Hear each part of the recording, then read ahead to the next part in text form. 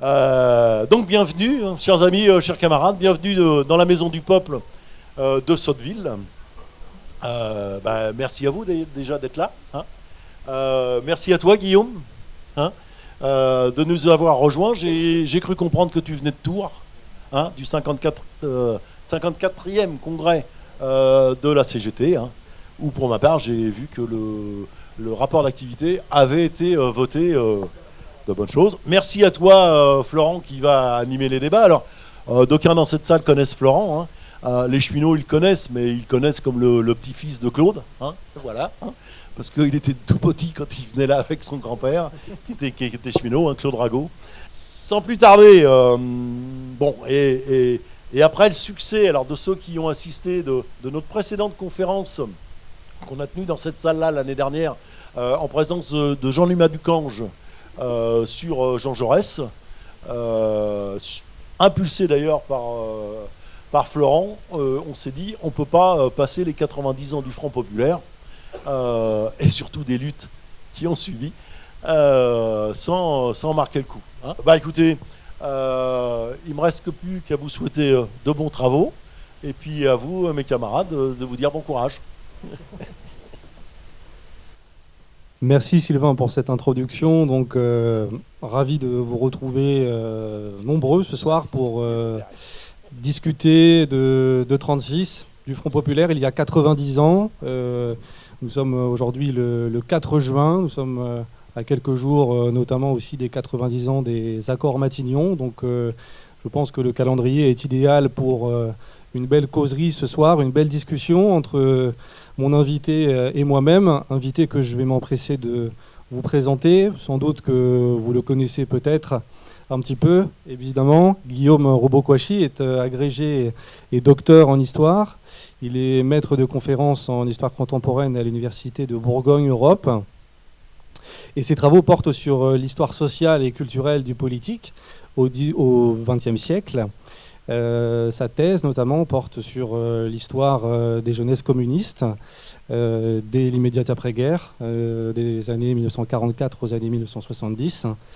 Et donc, il accorde une attention particulière au communisme, à la jeunesse et aux politisations populaires. Guillaume est par ailleurs président de la fondation scientifique Gabriel Péri. Il est également directeur de la maison Elsa Triolet Louis Aragon, dont on aura l'occasion de parler aussi ce soir, bien évidemment. Et il est également membre du conseil scientifique de notre Institut d'histoire sociale CGT confédéral. Et je pense que c'est très bien de terminer ainsi pour le mentionner. Alors, pour commencer notre discussion ce soir, les historiens aiment bien les dates, bien évidemment, donc il faut forcément commencer par un point de départ. Le point de départ de notre discussion sera le 6 février 1934, qui est une date, bien évidemment, qui peut vous évoquer quelque chose. C'est la manifestation à l'appel des ligues d'extrême droite, qui se déroule dans un climat de violence verbale et physique particulièrement exacerbé. Cette manifestation apparaît comme un choc pour les gauches et suscite une riposte ouvrière antifasciste parisienne dans les jours qui suivent, du 9 au 12 février, avec dans un premier temps une manifestation organisée par le PCF et la CGTU, puis par la SFIO et la CGT, avec des mots d'ordre qui sont différents. Cependant, l'impulsion ne vient pas seulement de la riposte parisienne, mais d'une dynamique province-Paris, locale, nationale, qui souligne avec force la peur que suscite l'action des ligues. Alors, pour commencer cette discussion, deux premières questions. Comment le 6 février est-il interprété par les organisations du mouvement ouvrier ? Et comment, mais également à quelles échelles, se constitue un large front antifasciste ? Bien, merci en tout cas de l'invitation et merci de votre présence. Je commence par dire que mon voisin en connaît à peu près autant que moi, peut-être même davantage sur le Front Populaire, parce que c'est quand même votre président et vous avez un bon président. Vous aviez un très bon président, vous avez un très bon nouveau président. Donc on va parler très tranquillement entre nous et puis on a l'heure juste en face, donc je vais essayer de ne pas être trop long à chaque fois, parce qu'il en a prévu beaucoup de questions. Donc, bon. En plus, j'ai une petite difficulté, c'est que je ne sais pas si vous connaissez tout par cœur, donc s'il faut aller un peu dans les coins, ou si au contraire, vous connaissez pas grand-chose. C'était un peu mélangé selon les publics. J'ai l'impression qu'il y en a pas mal qui connaissent déjà pas mal de choses, mais bon, on verra. Donc évidemment, ce qui frappe pour cette manifestation du 6 février 1934, c'est le caractère extrêmement massif, le caractère extrêmement violent et le caractère géographique de ce qui se passe. Bon, ça veut dire qu'on a des manifestations de ligue d'extrême droite, mais ces manifestations sont très massives, premier point. Deuxième point, elles sont tournées en direction de la Chambre des députés. Et donc ça, évidemment, quand vous avez une marche massive qui se dirige en direction de la Chambre des députés, qui à ce moment-là a encore plus d'importance qu'elle n'en a aujourd'hui, parce que c'est la Troisième République et que par conséquent, il y a bien un président de la République qui a des pouvoirs, mais malgré tout quand même, encore plus que maintenant, si je peux dire, le pouvoir est à la Chambre des députés, ce qu'on appelle aujourd'hui l'Assemblée nationale, eh bien, évidemment, ça veut dire quelque chose. Ça veut dire quelque chose, d'autant qu'on est dans un contexte international marqué par des prises de pouvoir d'extrême droite qui prennent le pouvoir, qui renversent les pouvoirs en place dans beaucoup de pays. Ça a été le cas en Italie une dizaine d'années plus tôt, et ça a été le cas, évidemment, dans des processus compliqués en Allemagne, l'année précédente. Mais c'est le cas aussi dans beaucoup de pays, en dehors de ces deux-là qui sont un peu les plus célèbres ou les plus mis en avant. Mais il faut bien mesurer qu'il y a vraiment une tache brune qui grandit dans toute l'Europe. Et en plus, à la suite donc de cette manifestation très violente, très massive, d'extrême droite, tournée vers la Chambre des députés, eh bien, il y a un changement de gouvernement. Donc, malgré tout, cette marche, elle produit des effets politiques, et le pouvoir politique recule par rapport à cette offensive de l'extrême droite. Alors évidemment, comment la qualifier ? Alors aujourd'hui, il y a des débats entre historiens. Est-ce que c'était des manifestations fascistes ou des manifestations d'un autre type d'extrême droite ? Ce sont des considérations qui sont tout à fait légitimes. On a le droit de discuter de l'étiquette, hier comme aujourd'hui d'ailleurs. Il n'y a pas de problème par rapport à ça. Et effectivement, l'extrême droite française a sans doute des caractéristiques qui font qu'on ne peut pas l'assimiler exactement au fascisme mussolinien. Pas de problème. Mais il se trouve que pour la plupart des gens de gauche et même au-delà, eh bien, dans un contexte où le fascisme n'est pas exactement comme aujourd'hui, c'est-à-dire que le fascisme est le nom d'un parti politique au pouvoir en Italie. Bon, voilà, c'est clair, je veux dire. Eh bien, dans ce contexte-là, eh bien, c'était ta question, dans ce contexte-là, cette mobilisation massive, elle est prise comme une mobilisation, j'allais dire fasciste, on aurait dit à l'époque fasciste, parce qu'après tout, c'est ça, le fascisme, c'est les faisceaux, et donc on disait à l'époque fasciste. Voilà, en France, on disait ça. Donc elle est prise comme ça. C'était bien ça ta question, hein, voilà. Elle est prise comme ça, et donc comme le signe que, eh bien voilà, dans le cadre de cette peste brune qui gagne l'Europe, eh bien la France risque de basculer cette fois-ci. Ça a commencé un peu à basculer le 6, mais on se dit que si on ne fait rien, eh bien, cette haute vague, elle peut être encore plus puissante la prochaine fois et renverser la République. Et donc ça, évidemment, ça crée quelque chose. Un petit mot, pour pas être long quand même, c'est que il faut bien avoir en tête, bien sûr, l'Italie, mais plus encore l'Allemagne. Pourquoi ? Parce que l'Allemagne, je ne sais pas quelle image vous en avez, mais il faut bien avoir en tête que l'Allemagne, c'est vraiment là où tous les révolutionnaires du monde, pendant longtemps, ont beaucoup d'espoir, parce que c'est un lieu de très grande force et de très grande organisation du mouvement ouvrier. Donc ça veut dire que, par exemple, si on prend le cas du Parti communiste, mais même du mouvement ouvrier de manière plus générale, il est beaucoup plus puissant en Allemagne qu'il ne l'est en France.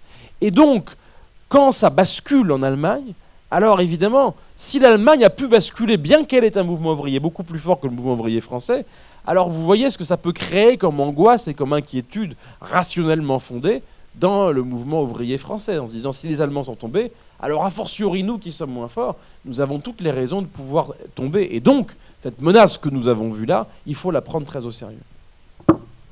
Alors, justement, cette menace qui est prise très au sérieux va faire émerger un antifascisme qui va aussi se combiner à un élément déterminant qui trouve d'ailleurs son origine dans la culture politique nationale républicaine, c'est bien sûr la défense de la République. La République est en danger, et c'est ce qui permet le rapprochement des gauches dans les années 1934 et 1935, qui va aboutir à la constitution de ce qu'on a appelé le Rassemblement populaire. Et donc, il y a un moment extrêmement important, et je dirais même peut-être, et on va le questionner, ce moment important, fondateur du Front populaire, c'est le 14 juillet 1935, avec un rassemblement à Paris, mais pas seulement, justement, et un serment qui est prêté ce jour-là, où, justement, plane un parfum de Révolution française. Alors, en quoi cette journée aussi révèle l'existence de deux France qui s'affrontent, et puis une question en regardant aussi cela à d'autres échelles, est-ce que le 14 juillet 1935 a des résonances ailleurs, et je pense bien évidemment à Moscou, mais aussi dans l'Empire colonial? Alors, un mot sur ce 14 juillet. Alors d'abord, là, ici, les questions de Florent, elles sont articulées autour de deux très grandes manifestations. Alors évidemment, il y en a une par-dessus laquelle... Non, t'as pas sauté, c'est celle du 12 février. Alors je vous redis un petit mot. 6 février, c'est la grande manifestation d'extrême droite. Le 9 février, c'est la première riposte qui est impulsée par le Parti communiste et la CGTU, avec quelques autres structures proches. Et le 12 février, c'est la grande contre-manifestation qui est d'abord lancée par la CGT tout court, c'est-à-dire la CGT qui est dominée à ce moment-là plutôt par des forces proches des socialistes, etc. Mais cet appel-là va être rejoint par d'autres, notamment la CGTU, le Parti communiste, et bien au-delà simplement de ces structures. Et donc le 12 février 1934, c'est une très massive contre-manifestation par rapport à celle du 6. Une semaine après celle du 6, une très grande manifestation de défense de la République, si je puis dire, avec les diversités de conceptions qu'on peut avoir de la République. Mais l'idée que, voilà, on ne veut pas que cet assaut du 6, on reste à la maison pour regarder l'affaire. On sort dans la rue massivement pour dire qu'il faut sortir. Donc, deuxième manifestation. Et 14 juillet 1935, c'est peut-être la manifestation dont on se souvient le moins dans ces grandes manifestations. Pourtant, c'est une des plus massives et une des plus importantes de la période. Et là, on rencontre à travers ces questions beaucoup d'historiens et d'historiennes qui ont fait un travail formidable. Mais puisque tu parles en l'occurrence de manifestations, c'est vrai que là, si vous voulez prolonger tout cela, non seulement vous aurez forcément les réponses dans la brochure qui vous est offerte gratuitement, initiée par l'ancien président de l'IHS de Seine-Maritime, mais en plus, vous avez un bouquin énorme, mais qui est très facile à lire, vous pouvez le lire par petits morceaux, qui est la thèse d'État, c'est comme ça qu'on appelait les thèses qu'on faisait en 10 ou 15 ans avant, de Daniel, d'une femme, Tartakovsky, sur l'histoire des manifestations de rue en France, qui part de 1918 jusqu'en 68 compris. Mais il y a de sacrées sections sur 34-35 dans lesquelles, justement, elle explique le cheminement de tout ça dans le détail, et c'est beaucoup trop long par rapport à ce que je peux raconter de manière un peu forcément schématique. Bon, une fois que j'ai dit ça, j'ai évidemment oublié ta question, mais je vais quand même répondre à peu près. Donc, 14 juillet 1935, qu'est-ce qui se passe? 14 juillet 1935, d'abord, c'est un 14 juillet, comme vous l'aurez noté, c'est une grande découverte. Bon, mais c'est pas évident, c'est pas du tout évident, parce que le rapport que vous avez sans doute ici beaucoup fêté dans cette maison, ici, le rapport du mouvement ouvrier à la Révolution française, il n'est pas du tout évident dans cette période-là. Pas du tout évident. Pourquoi? Parce que, la République qui l'a emportée, si je puis dire, c'est une République dans laquelle les leviers d'action ne sont pas dans les mains de la classe ouvrière et de ses organisations, comme on dit. Donc, ça veut dire quoi, pour parler clair? Ça veut dire que même si on se met, par exemple, à la fin du 19e siècle, par exemple, on peut considérer que sur le plan social, bien que ce soit la République française, au fond, les travailleurs allemands qui ont un mouvement ouvrier beaucoup plus puissant, après tout, dans l'empire allemand de la fin du 19e siècle, on peut quand même considérer que la vie ouvrière est sans doute meilleure que dans la République française. Et donc, ça crée dans le mouvement ouvrier une espèce de rapport ambivalent par rapport à la République, et y compris par rapport à la Révolution française, dans la mesure où celle-ci est particulièrement vantée par les gens au pouvoir, par la bourgeoisie. En gros, la bourgeoisie n'arrête pas de se réjouir de la Révolution française, alors forcément, ça ne vous la rend pas forcément très sympathique, y compris des gens comme les radicaux qui parlent haut et qui sont toujours au pouvoir à ce moment-là, en alliance avec la gauche, en alliance avec la droite, en tout cas toujours au pouvoir en permanence, et qui mènent une politique sociale très timide, si je puis dire, et une politique qui peut être répressive aussi, parfois. Mais tout ça en ayant de grands discours sur la révolution. Donc ça fait que le rapport du mouvement ouvrier à la Révolution française, il n'est pas évident. Mais simplement, là, il y a une question qu'il faut bien avoir en tête. À partir du moment où il y a 33, plus le 6 février 34, il y a l'idée dans une partie du mouvement ouvrier, et en particulier chez les communistes, c'est une formule que je vais emprunter à Paul Vaillant-Couturier, qui est une grande figure du mouvement communiste français à ce moment-là, de l'Humanité, dont il est un temps le principal dirigeant. Le directeur, c'est Marcel Cachin, mais pendant un temps, il en est le principal rédacteur. Paul Vaillant-Couturier dit, en 1935, il va dire, je cite approximativement, mais il dit la question du moment, et la formule, je l'ai là, c'est celle de la conquête de la majorité. Donc la question du moment, c'est celle de la conquête de la majorité. Et donc, s'il s'agit de conquérir vraiment la majorité, pas de faire grandir une minorité qui serait la minorité communiste, et la question serait que cette minorité grossisse, etc., etc. Non, là la question c'est la conquête de la majorité, mais pas dans 20 ans, la conquête de la majorité dans un horizon très bref. Parce qu'il y a une course de vitesse, sinon ça veut dire que c'est l'extrême droite qui va le faire à notre place. Donc cette conquête de la majorité, ça va donc entraîner un changement, toute une série de changements, mais dont des changements symboliques, et notamment l'idée que la Révolution française, oui, dans le mouvement ouvrier, c'est vrai qu'il y avait une distance, une ambivalence par rapport à elle, mais quand même, ça a été un mouvement libérateur suffisamment puissant pour que ça ait un ancrage profond dans le peuple de France. Et donc, il y a un changement de braquet qui se fait, qui consiste à dire, eh bien, il va falloir se réapproprier la Révolution française, parce qu'il y a du répondant en face dans notre peuple, et on n'est pas obligé de laisser l'interprétation bourgeoise et pépère. On peut au contraire eh bien, s'appuyer sur la Révolution française et lui donner un sens, une portée, sans forcer la note, si je peux dire, mais qui nous amène en filiation par rapport à elle. Et c'est d'autant plus nécessaire que, qu'est-ce que c'est que le fascisme ? Mussolini, on peut lui faire confiance en matière de définition en la matière, il se trouve que c'est lui qui, dans le cas d'une encyclopédie italienne, va rédiger l'article « fascisme ». Bon, donc on peut le lire.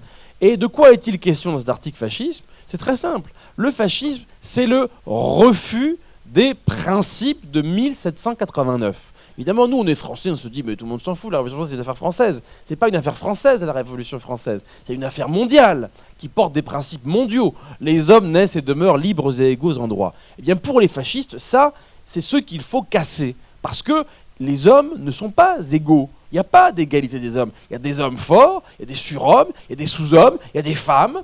Et ben voilà. Et tous ces gens-là ne sont pas égaux, ne doivent pas avoir les mêmes droits ni les mêmes pouvoirs. Parce que si vous donnez au même pouvoir les faibles et les forts, ça ne marche pas. Il faut que les forts aient le pouvoir et que les faibles suivent, etc. Voilà. C'est ça l'idéologie fasciste. C'est une idéologie inégalitaire, c'est une idéologie qui refuse la Révolution française. Et c'est donc aussi pour cela que le mouvement ouvrier, dans une perspective de conquête de la majorité rapide, mais aussi se retrouve confronté à revisiter, se réapproprier la Révolution française, aussi parce qu'elle se trouve mise en question frontalement par le fascisme, l'alternative fasciste du moment. Donc cette date du 14 juillet 1935, elle va donc être reprise, et non seulement reprise, mais elle va aussi, comment dire, être investie par tout ce que je vous ai dit, c'est-à-dire un nouveau rapport à la Révolution française, et donc des socialistes ou des communistes, les socialistes aussi, hein, n'oubliez pas ça, hein, les socialistes aussi sont en distance par rapport à la Révolution. Les socialistes et les communistes vont réinvestir la Révolution, le drapeau tricolore va ressortir, tous les dirigeants communistes vont mettre le paquet en la matière, Et d'ailleurs, quand on regarde, comment dire, c'est ce que Daniel Tartakovsky a fait, quand on regarde les rapports de police sur ces opérations, on voit quand même qu'il y a un volontarisme des directions communistes, que parfois ça rechigne un peu quand même dans une partie de la base militante pour chanter la Marseillaise, comme Clémenceau jadis, etc. C'est un peu dur parfois. Mais le tournant se prend à ce moment-là. Donc, parce que parfois on a des visions un peu iréniques, dire voilà, d'un seul coup, tout le monde chante ensemble et ça se fait naturellement. C'est pas si naturel que ça en réalité. Il y a quand même un changement de ligne un petit peu fort. Donc le 14 juillet 1935, une date de mobilisation massive pour défendre la Révolution française, pour défendre la République, non pas en faisant un absolu, mais en disant que c'est une étape importante de conquête sociale qu'il faut défendre et dans les pas de laquelle il s'agit de s'inscrire face aux menaces fascistes. Si je commence à être aussi long à chaque fois, on ne va pas arriver à la fin.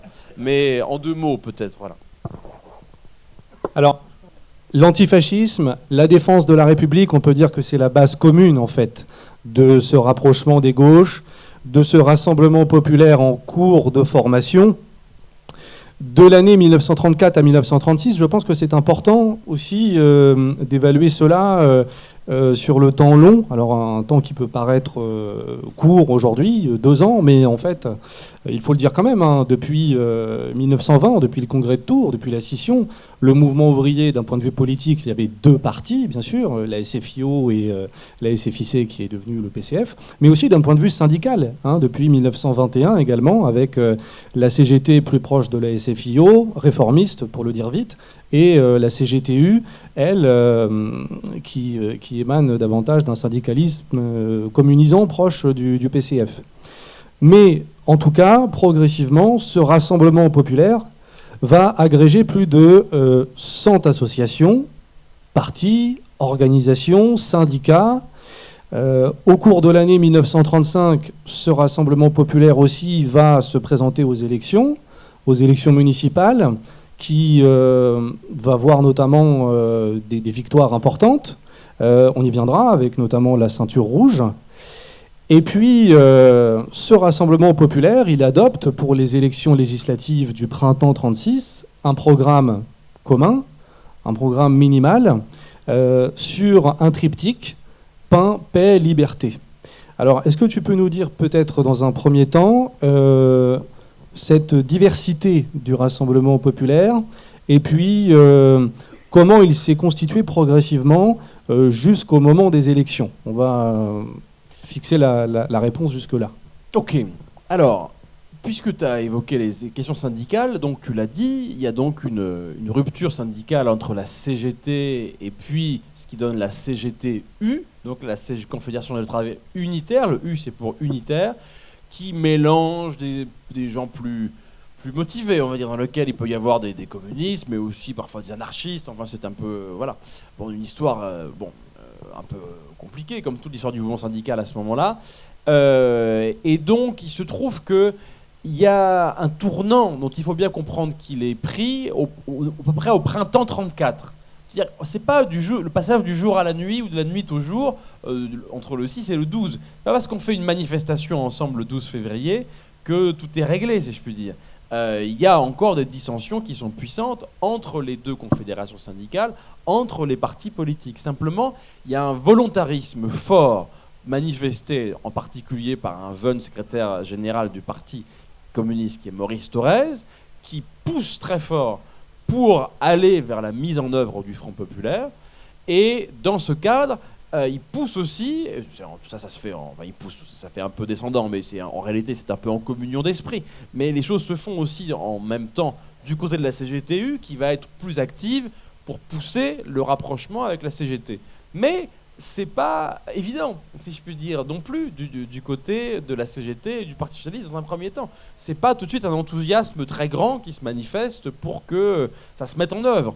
D'autant que quand on s'est séparés, après vous voyez bien qu'il y a vous avez des souvenirs de lutte, de mots, d'affrontements, toute une série de choses, de divisions qui sont installées dans le temps. Et donc forcément, on passe pas tout de suite de l'affrontement à l'embrassade, tout de suite, facilement.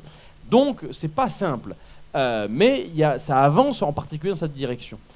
il y a plusieurs points qui sont compliqués. C'est que vous avez beaucoup de dirigeants de la CGTU qui sont aussi des dirigeants du Parti communiste en même temps.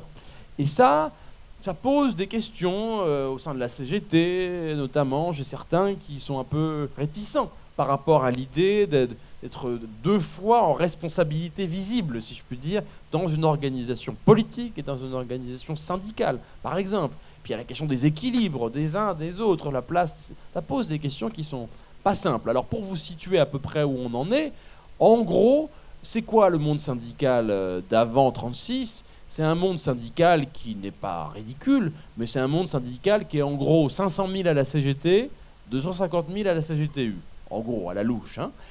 Et c'est qui ces syndiqués ? C'est les syndiqués là où on le peut. Parce qu'il n'y a pas de liberté syndicale. Oui, il y a le droit syndical depuis 1884, mais il n'y a pas. Vous avez le droit d'être syndiqué, mais vous avez aussi le droit d'être licencié. Voilà. Donc, il n'y a pas de protection syndicale très forte, si vous voulez, c'est le mot qu'on puisse dire, dans cette période-là.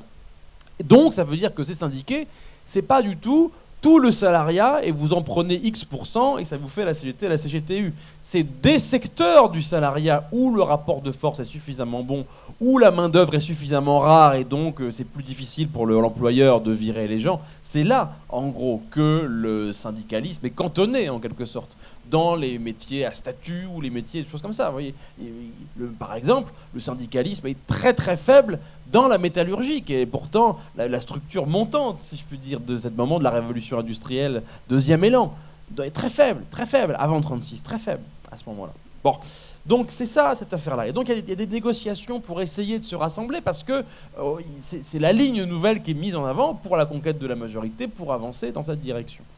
Bien, ça va se traduire notamment dans un certain nombre de structures, puisque tu voulais que je parle d'un certain nombre de structures, typiquement dans les structures sportives. En l'occurrence, si on prend le monde sportif travailliste, comme on dit parfois, c'est-à-dire les structures où on considère que dans le monde du travail, eh bien oui, on peut faire du sport dans ce monde du travail, vous avez 2 grandes structures, une plus proche des socialistes, une plus proche des communistes, et c'est eux qui vont être un peu les plus pionniers dans la réalisation de l'unité, ce qui n'est pas évident. Il y a des pourparlers qui sont lancés, puis qui sont interrompus entre la CGT et la CGTU, puis qui reprennent, enfin c'est compliqué. Et donc ça va donner naissance, à la fin 1934, de la Fédération sportive et gymnique du travail, la FSGT, qui donc est donc le fruit de premier élément d'unité, si je puis dire, qui se fait dès la fin 1934, dans un esprit de Front populaire.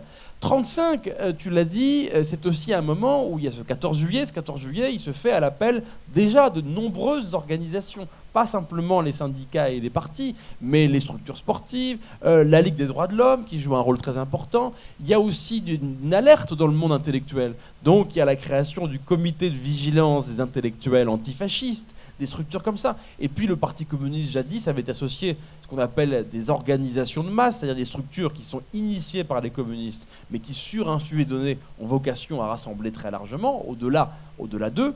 De masse ne voulant pas dire qu'il y a beaucoup de monde, mais voulant dire que c'est destiné à ce qu'il n'y ait pas que des militants. C'est ça que ça veut, du communiste en tout cas. Et donc, typiquement, une structure comme qu'on appelle Amsterdam Playel, par exemple, une structure comme ça, qui déjà s'était mobilisée contre le fascisme et la guerre avant tout cela. Donc il y a plein de structures dans le monde intellectuel, dans le monde du sport, dans le monde de la culture, dans tous ces univers-là, dans le monde de l'éducation populaire en quelque sorte, tous ces univers qui vont se mettre ensemble et qui vont se rassembler pour le rassemblement populaire, qui seront présents en 1935 au moment du serment par exemple, qui sera prêté. Le 14 juillet 1935, on manifeste et à la fin, on prête serment pour la défense de la République, pour la dissolution des ligues factieuses. Et sur le plan du programme, évidemment, c'est pas encore très avancé. C'est pas c'est pas un livre de 200 pages que vous avez peut-être connu ou distribué peut-être jadis. C'est beaucoup plus succinct. Pour le programme, parce que je crois que ta question est portée sur ce programme, le programme du Rassemblement populaire, il va se structurer en janvier 1936. Alors tu veux que je parle des municipales avant? Attends, faisons tout, t'as raison. Alors, les municipales aussi. Alors. Donc juillet 1935, on a dit la grande manifestation. Mais avant, il y a eu les élections municipales qui sont le premier test électoral de cette alliance. Alliance, on a parlé des communistes et des socialistes. Mais il manque quelqu'un à ce moment-là. Là, c'est une lecture très années 70, pas du tout celle que tu fais, mais celle qu'on pourrait faire en disant le Front populaire, qu'est-ce que c'est? C'est les socialistes et les communistes. Pas du tout, parce que quelle est la principale formation de gauche de tout l'entre-deux-guerres? C'est évidemment le parti radical drôle de formation de gauche, parce que un coup à gauche, un coup à droite. Mais enfin bon, quand vous dites gauche dans la France de l'entre-deux-guerres, vous pensez au Parti radical, et puis c'est tout. Voilà, c'est la première formation de gauche. Et donc il y a un débat. Il y a des socialistes qui disent « Ok pour l'alliance avec les communistes, mais alors on va faire un bloc prolétarien, ensemble, à deux. » Et Thorez va donc aller à Nantes, et va faire un appel, et va dire « Mais non, conquête de la majorité, donc il faut ouvrir ce rassemblement populaire. Si on veut avoir la conquête de la majorité tout de suite, il faut l'ouvrir aux radicaux. » Alors évidemment, en sachant bien que si vous emmenez les radicaux dans une alliance comme celle-là, forcément ça les tire vers la gauche, parce que forcément, si je puis dire. Bon, et on est conscient que l'union est un combat, dira-t-on plus tard, mais ok. Donc, les radicaux. Petite parenthèse, parce qu'on est en retard, mais de toute façon c'est pour le plaisir quand même. Il se trouve que l'Humanité, à ce moment-là, est dirigée par Marcel Cachin, mais il y a un rédacteur en chef qui est André Marty.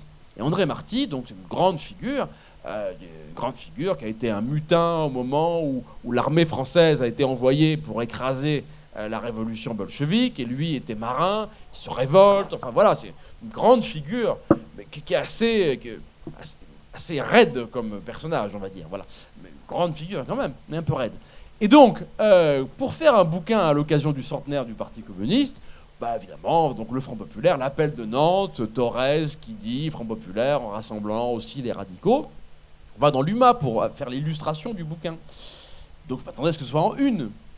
Mais non, comme c'est André Marty qui est rédacteur en chef du journal, c'est en page 4 ou 6 en bas à droite. Hein. Donc ce que je veux dire par là, c'est que le Front populaire, c'est aussi l'objet de discussion à tous les niveaux, parce que y a des formations politiques qui opposent souvent base et sommet, c'est compliqué. En réalité, base et sommet sont divisés en même temps, si je puis dire. Il y a des gens au sommet comme à la base qui ne sont pas tout à fait d'accord. C'est vrai à Paris, c'est vrai à Rouen, à Sotteville, à Moscou et partout. Hein. C'est pas un truc évident, si je peux dire, cette question du Front populaire, d'aller s'embrasser avec les socialistes et les radicaux. Mais il n'y a pas que ça. Le Front populaire, fondamentalement, en réalité, c'est d'abord une ligne de conquête de la majorité. Ça veut dire quoi? Ça veut dire que, d'abord, la préoccupation, c'est quelles sont les préoccupations majoritaires de celles et ceux auxquels on s'adresse. Partons de là en le tirant dans la bonne direction. Mais partons de là. Ça veut dire que le mot d'ordre des communistes, fortement à ce moment-là, c'est les soviets partout. Mais c'est vrai que quand vous faisiez votre marché à Sotteville en 1935, c'était pas toujours la revendication la plus immédiate qui pouvait naître comme ça. Bon, même si vous pouviez après expliquer pourquoi est-ce que cette revendication était juste, mais c'était pas forcément celle qui venait d'abord. Et le Front populaire, c'est quoi d'abord? C'est d'abord ça. C'est d'abord pain, paix, liberté. On passe donc de les soviets partout à pain, paix, liberté. Alors évidemment, on peut comprendre que pour des gens comme Marty ou d'autres, on dise mais vous êtes vraiment des social réformeurs vendus à la capitulation. Mais c'est pas tout à fait ça en réalité. C'est que là, l'idée est d'essayer d'aller entraîner dans la bonne direction les gens majoritairement à partir d'abord de ce qui sont leurs préoccupations à un temps donné. Partons de là, et puis après on avance, si je puis dire. Bon, c'est ça l'idée du Front populaire d'abord. Et donc le programme tel qu'il va se constituer et qui va être formalisé en janvier 1936, c'est un programme qui est d'abord organisé autour de ces préoccupations-là. Il va reprendre une partie des préoccupations et des contenus des luttes syndicales qui avaient existé dans la période précédente, parce que n'oublions pas qu'on est dans une période de grande dépression. Il y a la crise de 1929 qui touche en particulier la France à partir de 1931. Il y a une situation sociale qui est difficile à ce moment-là. Et il y a des luttes qui sont menées. Et donc une partie de ces luttes sont mises en avant. La question des salaires, forcément, elle est présente. La question de la réduction du temps de travail est présente. C'est pas chiffré dans le programme. Hein. Il n'y a pas 40 heures. C'est pas dans le programme, ça. Mais il y a des choses qui vont dans cette direction. Donc il y a des éléments qui sont organisés autour de ces trois piliers. Pain, ah oui, parce que c'est un enjeu important à ce moment-là, l'enjeu de pouvoir vivre, voilà.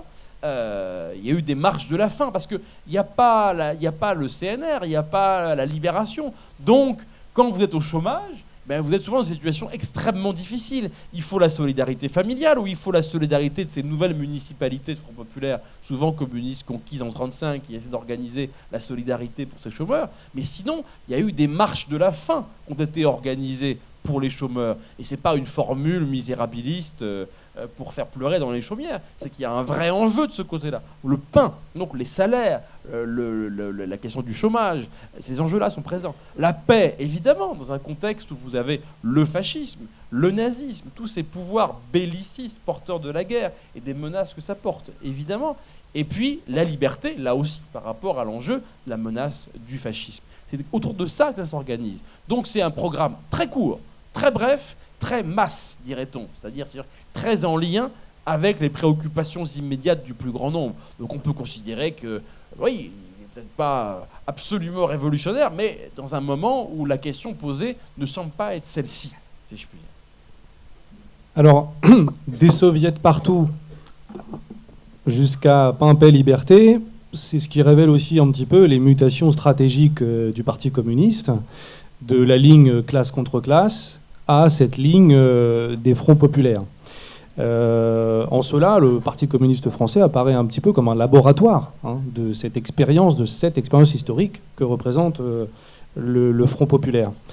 Avec un programme, donc à partir de janvier 1936, on s'avance dans le temps et vient la campagne électorale. Tu as évoqué l'appel de Nantes, justement, et donc cet appel à se rapprocher des radicaux pour conquérir cette fameuse majorité.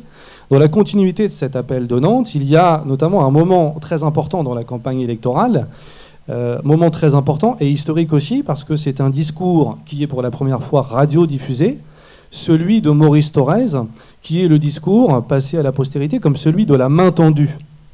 Est-ce que tu pourrais nous dire un petit peu de quoi s'agit-il dans ce discours qui va jouer un rôle extrêmement important, qui révèle donc toutes les mutations stratégiques du PCF que j'ai évoquées, et puis ensuite, bien évidemment, que révèle aussi le résultat du scrutin sur le rapport des forces à gauche. Alors effectivement, c'est vrai que souvent ce qu'on a en tête quand on pense Front populaire, c'est une alliance électorale. Ce que c'est, bien sûr. Mais c'est d'abord, je vous ai dit, un changement de stratégie, un changement de manière d'envisager la politique. Et de ce point de vue, c'est vraiment... S'il y a un film à voir, que vous avez peut-être déjà vu 100 fois, mais revoyez-le une 101e fois si c'est le cas, c'est quand même le film de propagande réalisé par Jean Renoir pour le Parti communiste qui s'appelle La vie est à nous, qui est un film incroyable, qui dit exactement ce qu'est la stratégie de Front populaire pour les communistes. Vous noterez à cette occasion, dans le film, qu'il n'est pas question une seule fois ni des socialistes ni des radicaux. Parce que ce n'est pas d'abord une question d'alliance. C'est d'abord une question de quelles sont les préoccupations de celles et ceux auxquels nous nous adressons et comment, à partir de là, peut-on faire grandir une conscience de classe. C'est quand même fondamentalement ça. Et donc, dans cet esprit-là, eh bien, l'appel, la main tendue, c'est quoi ? Parfois, on dit la main tendue aux chrétiens. Pas tout à fait exact. En réalité, c'est la main tendue aux travailleurs chrétiens. Donc, c'est vraiment en permanence de cet appel-là, il insiste à chaque fois sur, en gros, quelles que soient vos affiliations politiques, religieuses, idéologiques, etc., bon, nous avons, classe, ensemble, un intérêt qui est le même. C'est ça cet appel. L'appel, quand vous le relirez, il est surprenant. Je ne sais pas si on a le temps de dire ça sans que... Mais c'est pour vous tenir éveillé si vous ne l'avez pas. Il y a un passage quand même qui peut un peu surprendre aussi à un moment. Comment dire ? Il y a parmi les formations qui ont défilé le 6 février et qui constituent l'extrême droite du moment, il y a les Croix de Feu, les volontaires nationaux, des formules comme ça. Et à un moment, donc Thorez dit, donc toi aussi ouvrier, Croix de Feu, qui croit, qui est entré, qui voit l'image de la patrie, je sais pas quoi, abîmée, et qui croit donc qu'à travers les Croix de Feu, il y a un chemin, toi aussi nous te tendons la main. C'est pas que la main tendue aux catholiques, c'est la main tendue à toute la classe, si je puis dire, non pas en leur disant « T'es Croix de Feu, t'as bien raison mon ami », mais en disant « Toi aussi qui pour l'instant t'es engavé de ce côté-là », parce que tu pensais que par ce biais-là, il y avait des réponses à tes préoccupations, mais toi aussi, je te tends la main parce qu'en réalité, les préoccupations que tu as, eh bien, nous les avons aussi. Donc c'est un discours audacieux, si je puis dire. Vous le retrouverez sur Internet si vous ne l'avez pas là, mais c'est un discours important. Alors sur cette base-là, cette base de folie, c'est-à-dire qu'une base vraiment où le Parti communiste fait un changement de ligne assez radical et très aventureux, si je puis dire, en matière d'unité.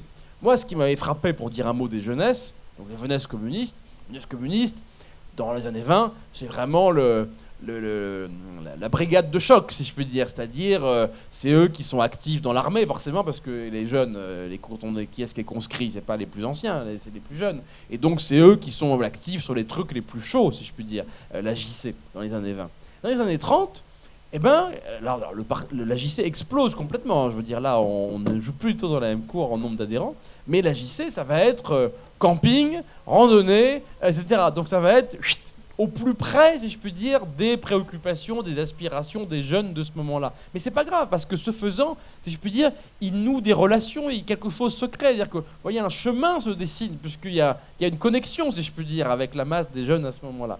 Et donc ça, sur cette base-là, qui est tout à fait surprenante, enfin, si vous vous êtes endormi pendant 2 ans, vous vous réveillez, vous ne savez pas où vous êtes. Ça fait un drôle d'effet. Bon, et donc, sur cette base-là, le Parti communiste va faire une espèce d'envolée. Le Parti communiste, il est majoritaire en 1920.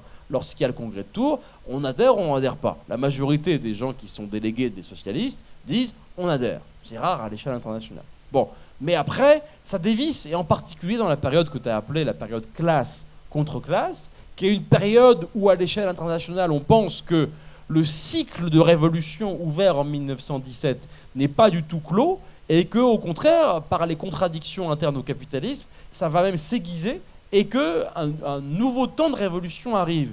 Donc il n'est pas temps de faire des alliances avec des socialistes ou je ne sais pas quoi. Il faut au contraire être prêt pour incarner la révolution qui va advenir de manière imminente. Et puis 1933. Donc finalement, là où les communistes étaient les plus forts, c'est les nazis qui arrivent. Donc il faut peut-être réactualiser un peu les données. Et donc changement de ligne et Front populaire.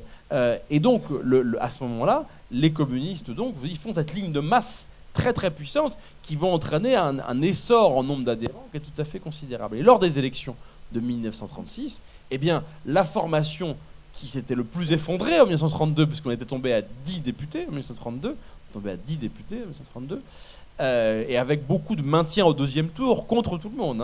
C'est-à-dire qu'en général, si quelqu'un de gauche... Tout le monde est toujours candidat, y compris en 1936. Il n'y a pas de candidat unique. En 1936, tout le monde est candidat.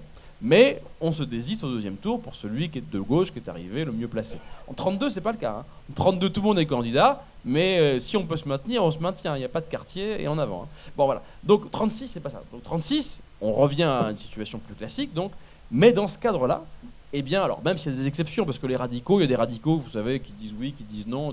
Il y a le parti radical et puis il y a le notable radical. Alors, le parti peut dire ça, mais le notable, s'il n'a pas envie, il ne fait pas. Donc, il y a des exceptions du côté des radicaux. Tous les radicaux ne suivent pas comme un seul homme. Mais enfin, bref, en 1936, le parti qui progresse le plus, et de très loin, c'est le Parti communiste. Le premier parti de la gauche, c'était le Parti radical. Il s'érode un peu, il ne s'effondre pas du tout, mais il s'érode un peu. Et le Parti socialiste augmente un peu, mais du coup, suffisamment pour passer d'une courte tête devant le Parti radical. Et donc, vous voyez, si on regarde les scores, ça fait socialistes, radicaux, communistes. Mais si on regarde les dynamiques, ça fait communiste, si vous voulez, socialiste un peu, et puis radical. Vous voyez, en gros, il y a 2 mouvements faibles, un mouvement fort. En gros. Vous m'avez suivi ? Oui. Bon. Alors voilà. Donc, c'est ça, en gros, les dynamiques électorales lors du Front populaire en 1936.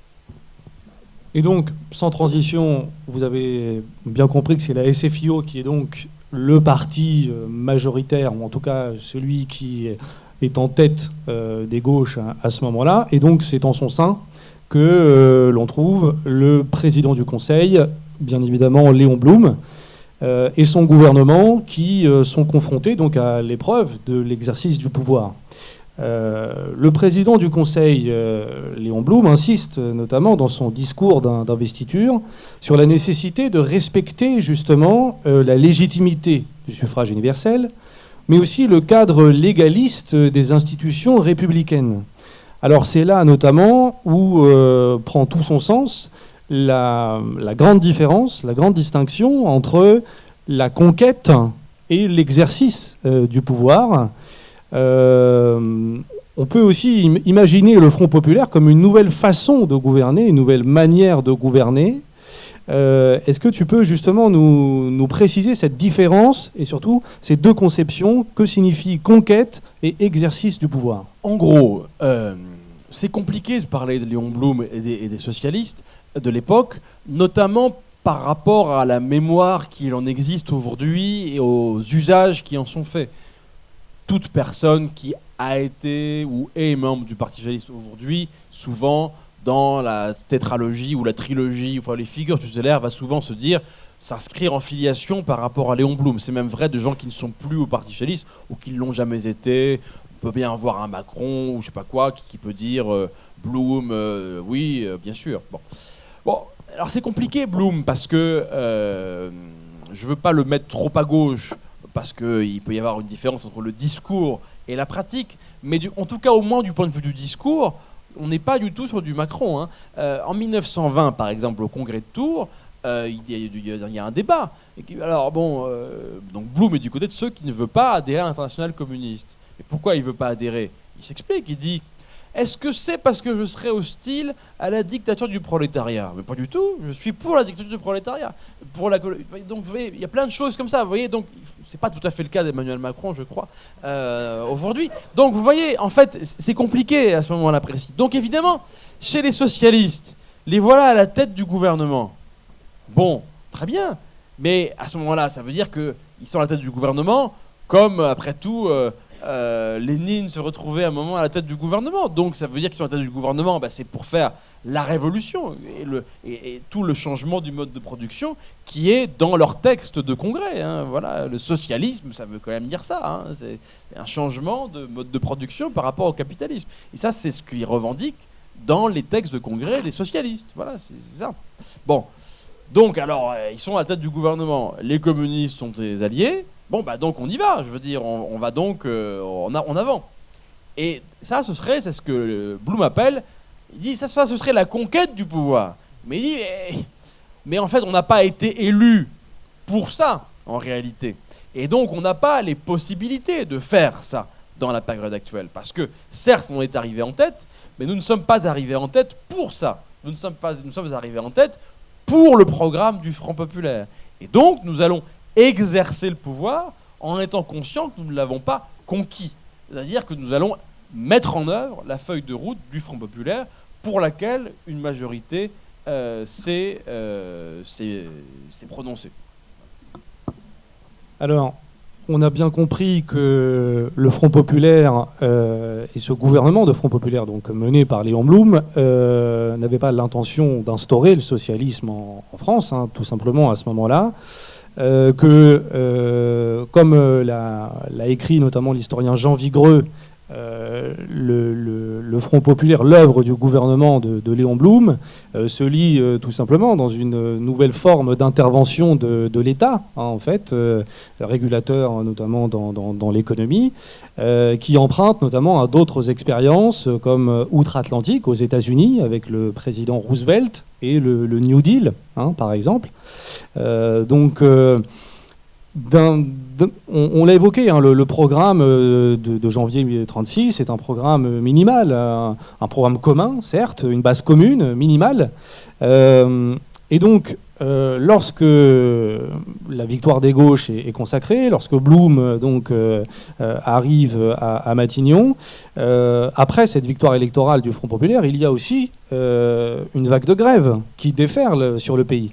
Cette vague de grève, d'ailleurs, elle commence dès le 1er mai à l'initiative de la CGT réunifiée depuis mars 1936 au congrès de Toulouse, avec un mouvement qui, dans un premier temps, voulait peser sur, justement, lors de ce second tour, sur les élections législatives. Face au renvoi notamment de nombreux militants par le patronat, de nouvelles grèves vont donc éclater dans le pays. Des grèves qui vont fêter bien sûr la victoire de la gauche, mais des grèves aussi qui vont exiger du gouvernement Blum le changement politique et social en lequel bien sûr on a cru lors des élections. Alors des grèves industrielles, urbaines, mais aussi des grèves au champ, chères notamment à notre camarade historien Jean Vigreux, bien sûr, des grèves donc à la campagne, mais aussi des grèves dans les colonies, en Algérie, en Indochine. Et donc les grèves, ce n'est pas seulement mai-juin 1936, mais comme vous l'avez compris, c'est une chronologie étendue, étirée, et une emprise spatiale, là aussi, beaucoup plus large que la France métropolitaine. Alors, est-ce que tu peux nous présenter un petit peu cette ampleur et ces formes de ce mouvement de grève? Alors absolument, sachant que comme on a commencé à 15, normalement il nous reste 15 minutes, mais comme on devait commencer à 6 heures, peut-être qu'on a fini, donc je ne sais pas, on va faire relativement court. Non mais en gros, on continue, d'accord. Alors évidemment, on est à Sotteville et moi qui ai grandi à Lisieux, je sais les différences entre les micros. Donc vu de Paris, on pourrait penser que ce que je vais vous dire va vous faire plaisir, mais je sais que pour habiter Lisieux, en réalité, ça va pas vous faire plaisir, mais vous le savez déjà, donc je vais vous le dire quand même. C'est que vous savez très bien que Le Havre a évidemment joué un rôle d'avant-garde. Je suis obligé de vous le dire, je sais bien que ça vous déplaît, mais je suis obligé de vous le dire quand même. Et puis je le dis à mes amis havrais qui nous regardent peut-être. Évidemment, avec...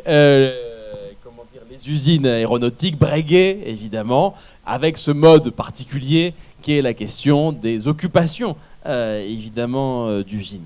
Qu'est-ce qui se passe? Il se passe simplement que la victoire électorale du Front populaire donc, indique des choses plus ou moins floues, mais des directions, et puis surtout, on se dit que, bon, bah, on n'aura peut-être pas... la police, si je puis dire, qui va intervenir fortement contre les manifestations, contre les grèves, que quelque chose est sans doute possible qui ne l'était pas jusque-là. Ça libère des possibilités d'action pour mettre en œuvre les revendications qui existaient par le passé, si je puis dire, déjà. Et donc, il y a un grand mouvement de grève pour que, effectivement, voilà, l'espoir mis dans ce changement se réalise. C'est-à-dire pas la réalisation du programme stricto sensu, mais... la réalisation des revendications qui existaient depuis un petit bout de temps ou qui peuvent se avancer chemin faisant au fil de la lutte. Et donc ces formes nouvelles qui vont se déployer assez vite, donc notamment la grève avec occupation d'usine. Et alors cette occupation d'usine, elle a plusieurs caractéristiques. Une des caractéristiques, c'est que elle est aussi une démonstration de capacité de classe, si je puis dire. Qu'est-ce que ça veut dire par là? Ça veut dire que vous êtes un grand patron. Bon, hier comme aujourd'hui, vous considérez quand même que vous êtes un petit peu, même si vous croyez plutôt à 89, mais dans le fond quand même, vous pensez quand même que vous êtes plutôt supérieur, peut-être pas de nature, mais au moins par votre formation, vos études, et que les ouvriers sont quand même plutôt inférieurs, peut-être de nature, dans le fond quand même un peu, mais si c'est pas de nature, bah c'est quand même par la vie qu'elle a leur, voilà. Et donc à la fin, vous savez gérer, et c'est vous qui devez gérer les choses, parce que c'est comme ça, vous savez, vous êtes un peu supérieur quand même. Et eux, bah, ils doivent obéir, parce qu'ils sont quand même dans le fond un petit peu inférieurs. Et donc l'occupation d'usine, elle se fait aussi comme une démonstration de capacité de classe, c'est-à-dire de démonstration que c'est pas vrai, c'est-à-dire parce que il y a une idée, c'est la populace, vous voulez leur laisser les trucs, ils vont tout piller, ils vont ramener ça à la maison, ils vont casser tout, comme moi je casse le micro, comme quoi ils ont peut-être raison, voilà, et puis voilà, et c'est des incapables et des pillards qui pensent qu'à leurs petits intérêts, mais ils peuvent pas gérer les choses.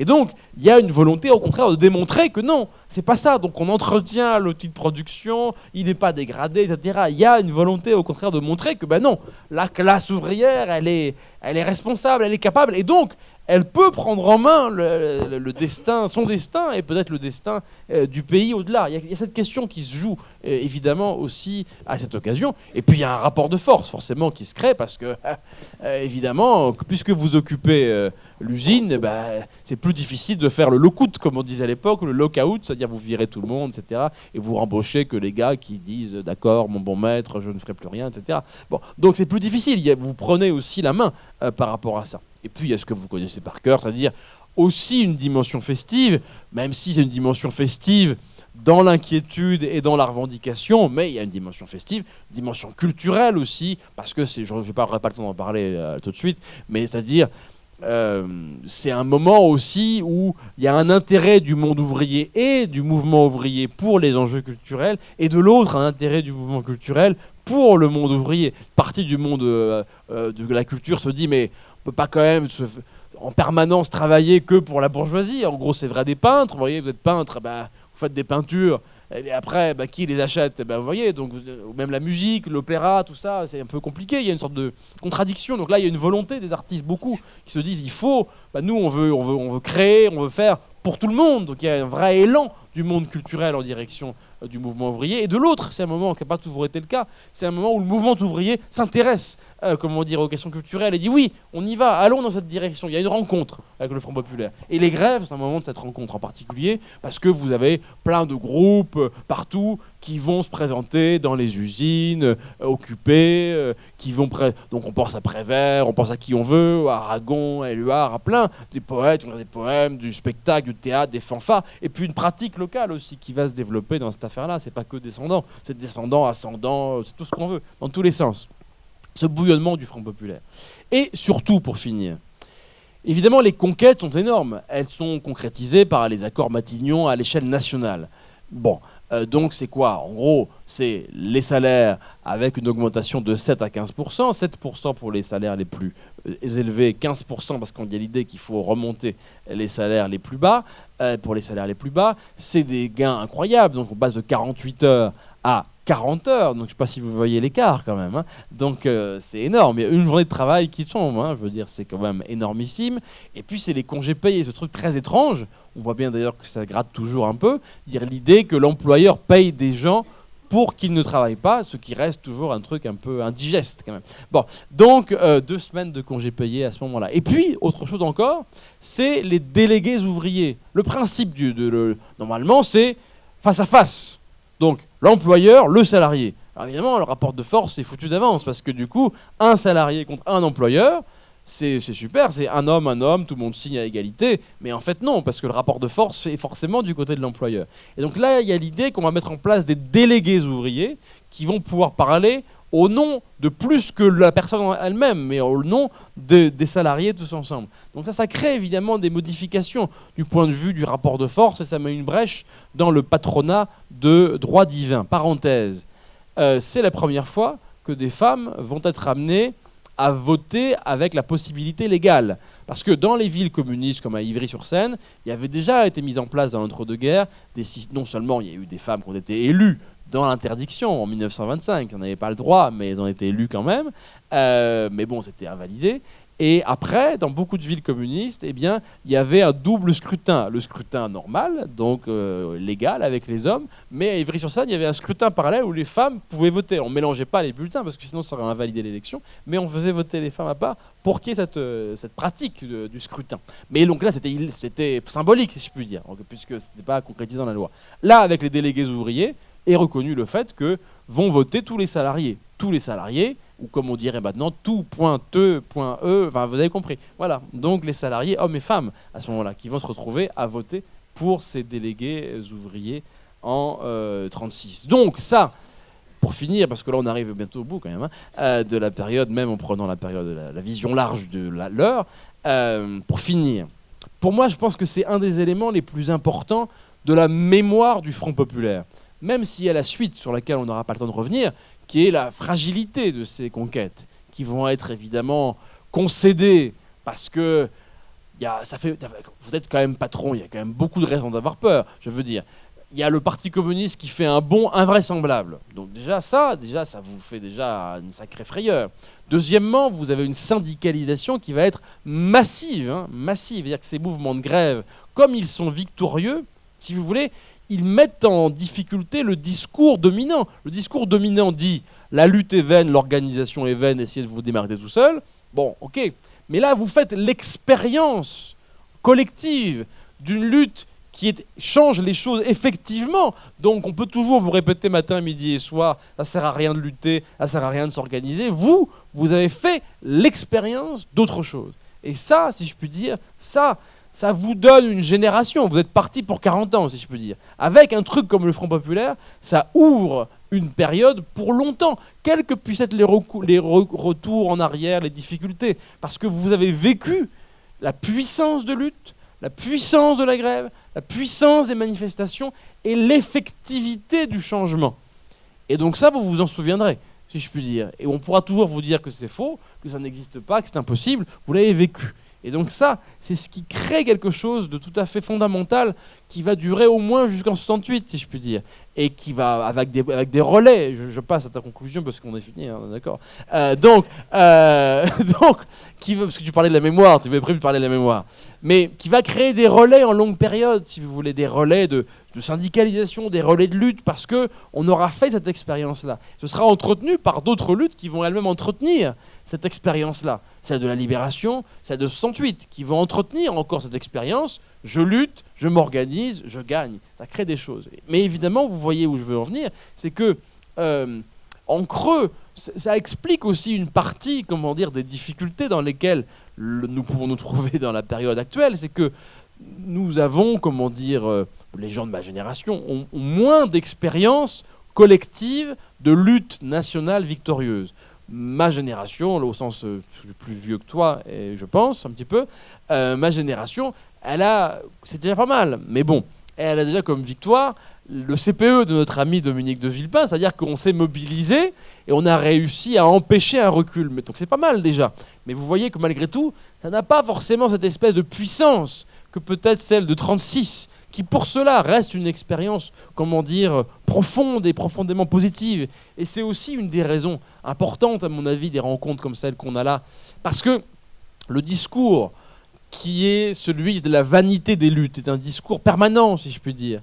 Et si nous sommes des poissons rouges, si je puis dire, si nous n'avons aucune mémoire de classe, si je puis dire, si nous ne savons pas nous rappeler si nous en remettons simplement à comment dire, à CNews et aux autres qui nous expliquent l'histoire de France et du monde, alors évidemment, ça pourra rentrer plus facilement, si je peux dire, l'idée que toute lutte est vaine. La meilleure manière de casser ça, c'est évidemment des luttes victorieuses. C'est évident parce que c'est une expérience. Mais en tout cas, au moins du point de vue des idées, des représentations, que la réalité, si je puis dire, de ce qu'a pu être le Front populaire, soit un bien commun partagé, si je puis dire, et dont tout le monde ait une vraie conscience, c'est évidemment un point important, y compris pour se situer dans le présent, si je puis dire, et pour savoir que, ben oui, contrairement à ce qu'on peut penser, toute lutte n'est pas toujours vaine, si je peux dire, et l'organisation n'est pas toujours inutile. Et l'histoire, ça sert aussi, comment dire, à ça, à rappeler un certain nombre de vérités qui, sans quoi, sinon, eh bien, peuvent apparaître comme des choses,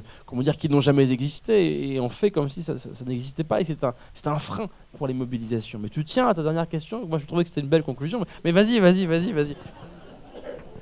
C'est vrai, c'est une ultime question que je voudrais poser parce que finalement, elle prolonge aussi un petit peu ce que tu viens de dire. Parce que pourquoi aujourd'hui, finalement, la référence au Front populaire fait-elle encore sens et conserve-t-elle une telle aura à gauche?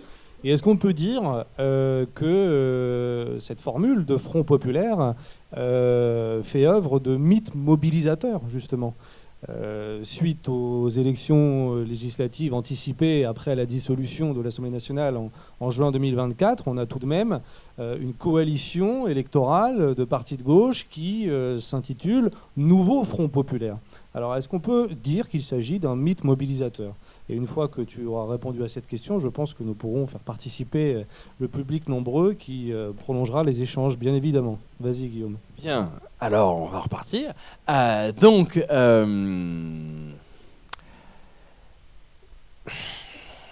je vais te répondre, oui.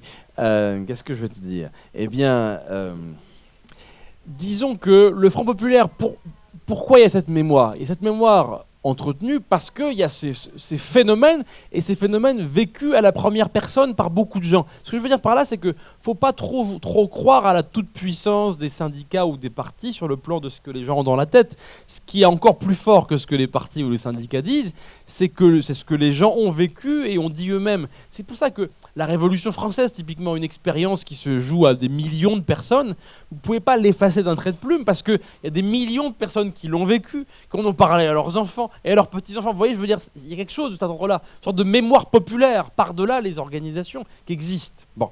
Et donc, sur le Front populaire, je vous ai dit, c'est des expériences vécues par des millions de personnes. Des millions de personnes voient les augmentations de salaire. Des millions de personnes voient les congés payés. Donc on voit un avant, après. C'est vécu par des millions de personnes. Ça laisse forcément des traces pour longtemps. Quoi que les gens en disent, qu'on en dise du bien, du mal ou qu'on n'en parle pas, ça laisse une empreinte, si vous voulez. Après, les partis ou les syndicats peuvent activer ça, entretenir ça, mobiliser ça ou pas. Bon, en tout cas, donc d'abord ça, il y a une force, il y a une empreinte qui est là parce que c'est une expérience vécue à des millions de personnes. Bon, et ensuite, pourquoi symboliquement ça a beaucoup de force? D'abord parce que ça a de la prise dans la société en raison de ça, mais aussi parce que c'est l'unité, bon, d'accord, parce que c'est la victoire, ok ? Parce que c'est la victoire avec des changements importants dans la vie. C'est pas toujours le cas, si vous voulez. Bon, je fais pas de dessin. Donc, c'est un point aussi. Et évidemment, dans le contexte présent, ça a été remobilisé aussi parce que il y a la question de l'extrême droite. Forcément, je pense que c'est ces différents éléments-là qui ont fait que cette formule qui a été beaucoup utilisée, même avant 2024, si je peux dire, qui revient souvent parce que il y a cette espèce de symbole très fort de l'unité qui change la vie, donc ça reste puissant, si je puis dire. Mais en plus, 2024, je pense que c'est forcément, on se demande toujours si on n'est pas un peu dans les années 30. Donc forcément, si on est un peu dans les années 30, alors, voilà. Bon, donc je pense que c'est ça qui fait les raisons pour lesquelles aujourd'hui ces éléments sont revenus. Cependant, comme dans toutes les comparaisons, il y a des points qui marchent, puis des points qui marchent moins, forcément, si je puis dire. Bon, mais on va, tu vois, ça fait une moins bonne conclusion, ça, mais on peut s'arrêter là quand même. Je pense qu'on peut applaudir Guillaume.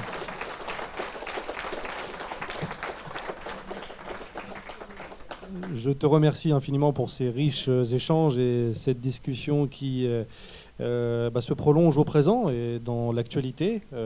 C'était le titre aussi de notre conférence, Histoire et mémoire du Front populaire. Alors j'en profite pour juste mentionner que, Sylvain l'a dit brièvement tout à l'heure, la librairie Latone est présente ce soir et a notamment sur son stand plusieurs ouvrages, dont celui-ci, Les Fronts populaires au pluriel, qui est paru il y a quelques jours seulement. C'est un ouvrage collectif dirigé donc par Jean Vigreux et Serge Volikov, dans lequel Guillaume a contribué notamment avec un article, une notice sur les maisons de la culture. Donc je vous invite à ensuite regarder sur la table de Latone les ouvrages liés au Front populaire.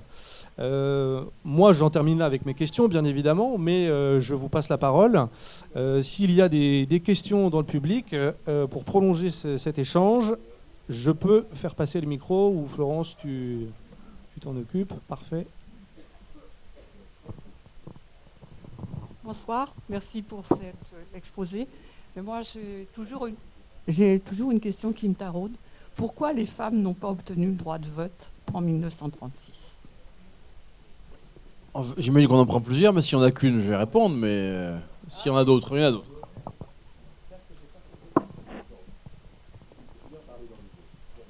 Et il me semble aussi qu'il faudrait se défier. On voit bien avec la période actuelle les ressemblances, mais ce qui serait important de voir, c'est quelles sont les différences pour ne pas se dire si on fait ça, c'est une recette qui fonctionne. Et ensuite, tu parlais des mouvements de jeunesse sur lesquels tu as travaillé. Les Vaillants ont été formés aussi, et c'était un mouvement qui s'adressait à l'enfance et qui était d'une richesse extraordinaire.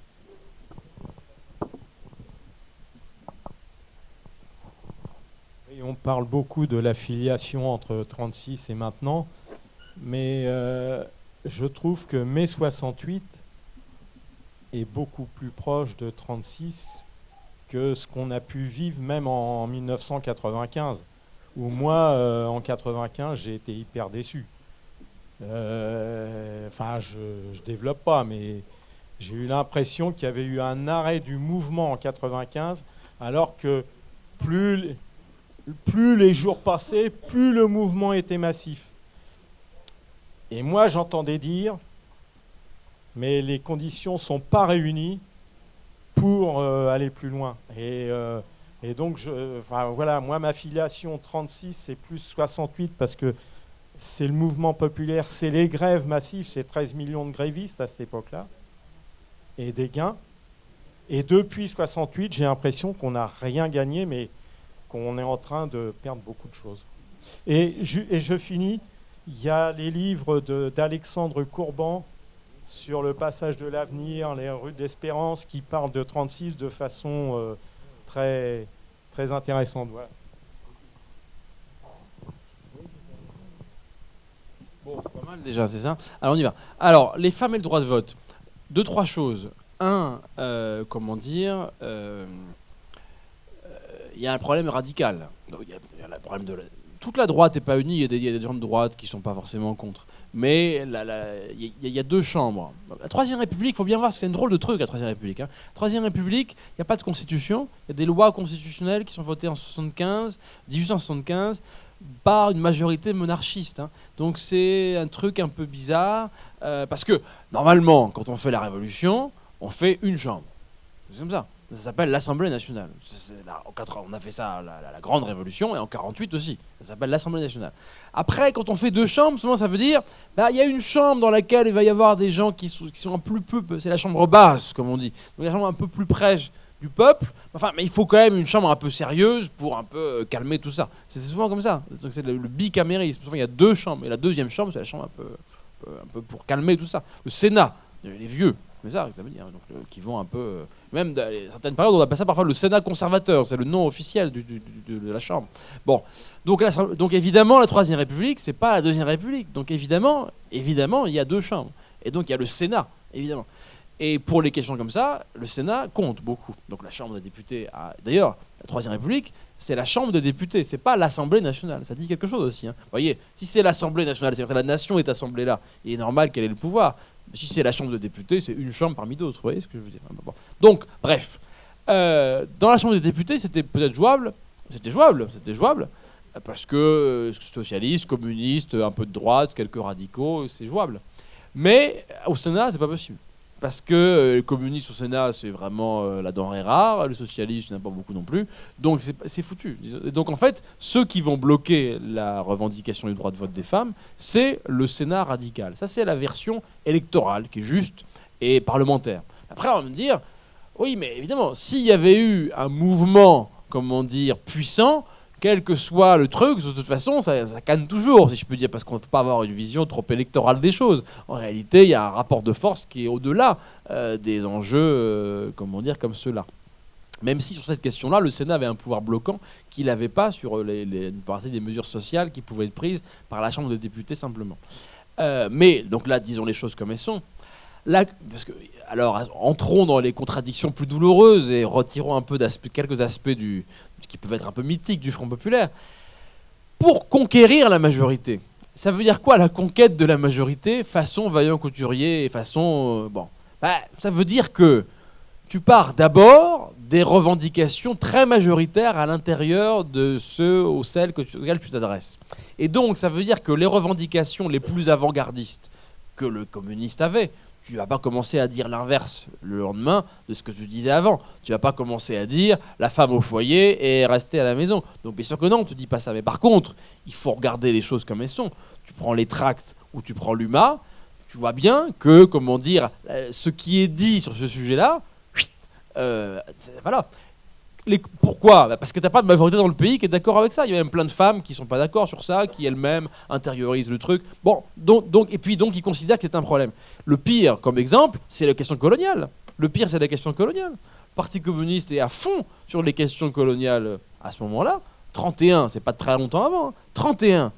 Donc tu as un grand événement qu'on appelle l'exposition coloniale. Un truc énorme, on dépense un pognon de dingue, comme disent certains, pour faire l'exposition coloniale, donc pour dire, vous avez l'Empire, c'est super. C'est très important l'Empire dans l'entre-deux-guerres, parce que la France, après la Première Guerre mondiale, elle a pris un petit coup derrière les oreilles, quand même, sur le plan économique, etc. Et donc, la place de l'Empire dans le capitalisme français, c'est le moment le plus important de l'Empire, à ce moment-là. C'est le moment où l'Empire, en pourcentage, je veux dire, la place que ça tient dans la vie économique du grand capital français n'a jamais été aussi importante. Donc l'Empire, c'est très important, comment dire, dans l'entre-deux-guerres. Et donc, on va dépenser beaucoup pour essayer de faire adhérer le pays à la colonisation, à l'œuvre impériale, et donc on en met plein, et 31. Et le Parti communiste va organiser, avec les surréalistes, la contre-exposition coloniale. Il y a un truc qui va dire... D'autres disent que c'est des sous-hommes et nous on leur apporte la civilisation. Et ben les partis communistes et les surréalistes vont dire non, ils vont faire des expositions d'art nègre, comment dire, en disant non, ils sont capables, ils font de l'art et on va l'exposer. Mais voilà, et on voyez, mais c'est complètement, vous voyez ce que je veux dire. Donc, c'est très bien, mais en même temps, vous voyez, c'est à Sotteville, je sais pas quelle est la prise de ça, si vous voulez. Vous voyez ce que je veux dire. La prise en 31 de ça. elle est faible. D'autant plus que, par exemple, remontons encore un peu en avant, parce qu'une question à laquelle je n'ai pas vraiment répondu. Là, le 12 février, c'est très bizarre comme mobilisation, et même le Front populaire. Pourquoi c'est bizarre? Notamment parce que les syndicats sont dans l'aventure. Or, depuis la charte d'Amiens, et en dehors de la CGTU qui joue un peu par rapport à ça, même qui joue beaucoup, normalement, il n'y a pas de mot d'ordre politique, des syndicats. Pas de politique, pas de mot d'ordre politique de la part des syndicats. Et justement, toute l'argumentation de la CGT contre la CGTU, c'est « mais vous faites de la politique ». Donc c'est niet. Et l'exemple, c'est 1925. Ça fait donc 100 ans et quelques mois. La première grande grève anticolonialiste de notre histoire, elle est menée à l'initiative du Parti communiste et de la CGTU en 1925. C'est pour une des grandes guerres, sans mémoire, mais une guerre très, très importante, qui s'appelle la guerre du Rif. C'est des mobilisations d'une partie des Marocains qui se révoltent contre la colonisation franco-espagnole qui se déploie à ce moment-là. Il y a une grande mobilisation qui est menée, donc c'est très bien.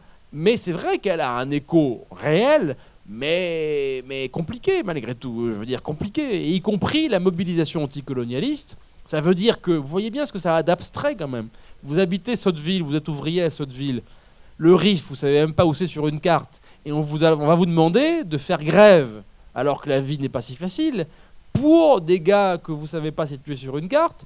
Et c'est quand même beaucoup. Et en plus, il faut bien mesurer aussi en plus ce que c'est que les questions, de mobilisation contre l'armée de son pays. Ça peut amener loin. Vous pouvez perdre votre boulot, vous pouvez vous retrouver dans une situation où vous allez même aller en prison. Vous voyez, donc vous en demandez beaucoup, si je puis dire. Donc il y a cette grève en 25, mais après, objectivement, au moment du Front populaire, les questions anticoloniales, les communistes vont pas commencer à expliquer l'inverse, mais franchement, ça passe vraiment en dessous. Parce que l'idée est que si vous voulez conquérir la majorité à ce moment-là, absolument.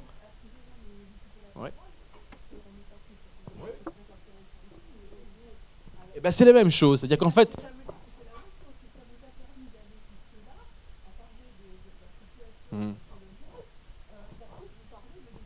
Oui, parce que je parlais...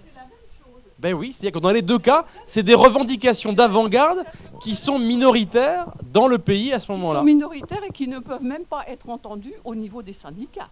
Mais moi, je ne suis pas en train de défendre. Je t'explique juste pourquoi ils le font. Non, après, tu peux dire que c'est des salauds, c'est ton problème. Non, mais non, moi, mais je te dis... Je n'ai pas dit ça. Mais j'ai dit que, en plus, l'analogie que vous avez faite est très intéressante. Parce que ça veut dire qu'on ne voulait pas s'occuper du problème colonial parce que c'était très éloigné, mais on ne pouvait pas non plus soutenir fortement la défense des droits des femmes parce que finalement, elles étaient à côté et ce n'était pas le problème majeur. Ben, en tout cas, ça pouvait apparaître comme un frein pour des gens, c'est tout. Dans le cas comme en 1914, 18, elles ont tenu les usines et que lorsque la guerre était terminée, on leur a dit retournez à vos foyers. Et moi, je te dis pas que c'est bien. Non, mais je te dis juste que... Non, mais je pense, on est en train de... Non, mais c'est pas ça. Mais je pense que c'est important de le souligner. Oui. Parce que le Front populaire, je suis tout à fait d'accord, a apporté d'énormes réformes, mais celle-ci, elle est oubliée. J'oublie la date à laquelle vous parliez justement que dans le Sénat et à l'Assemblée, il y avait des réticences, et parce qu'on avait des gens qui étaient de droite, mais ça a failli passer, je ne me souviens plus de quelle date, ça a failli passer avec une Assemblée qui était aussi à droite. Ça a failli passer. Donc, on arrive en 1936, ça ne passe pas encore. Donc voilà, ce que je voulais souligner, c'est ce manque. Ah mais c'est un gros manque. Voilà. Même il est énorme. C'est un très gros manque, il est tout à fait réel, il tient beaucoup aux radicaux et à l'état du rapport de force dans le pays, en tout cas tel qu'il est envisagé à ce moment-là. Il tient beaucoup aux radicaux, il tient aussi au fait que de la place de l'Église catholique à ce moment-là. Tu peux pas en même temps dire ouvrier, c'est compliqué de tenir en même temps ouvrier catholique. Bon voilà, c'est compliqué. Et il y a quand même deux choses, il y a les délégués ouvriers, donc premier droit de vote effectif quand même rentré dans la loi par rapport à ça avec les femmes, et symboliquement, bon quand même, il y a 3 sous-secrétaires d'État qui sont dans le gouvernement Blum. Mais on est d'accord qu'évidemment, en réalité, c'est quand même un petit peu mieux pour les femmes que ça n'est sur le plan colonial, où là, c'est vraiment pas bon. Là, je veux dire, c'est vraiment pas bon sur le plan colonial ce qui se passe. Mais c'est vrai, évidemment, parce que j'ai fait un peu la conquête, les côtés positifs, mais il y a aussi des limites réelles, et celle-là, on est une énorme. Et il y avait une deuxième question que j'ai du coup. Oui, ressemblance, différence, l'enfance, 36-68. Bon, en 2 mots. Oui, bien sûr que le rapprochement entre 36 se fait plus facilement avec 68 qu'avec 95, parce que ce sont des grèves qui peuvent avoir une dimension de conquête, si je puis dire. 95, c'est d'abord une grève un peu... C'est le CPE en mieux, si je puis dire. C'est en gros, c'est-à-dire que... Non, mais je veux dire, c'est des grèves défensives. C'est-à-dire qu'il y a une attaque du plan Juppé, et on va lutter contre une attaque, et on va l'emporter. Alors évidemment, pourquoi je dis que c'est CPE en mieux? Parce que l'attaque était plus haute et que la contre-offensive a été encore plus haute, évidemment, que ne l'était celle du CPE. Donc effectivement, mais donc, alors que 36, on sort avec des conquêtes très considérables, et 68, on sort avec des conquêtes très considérables.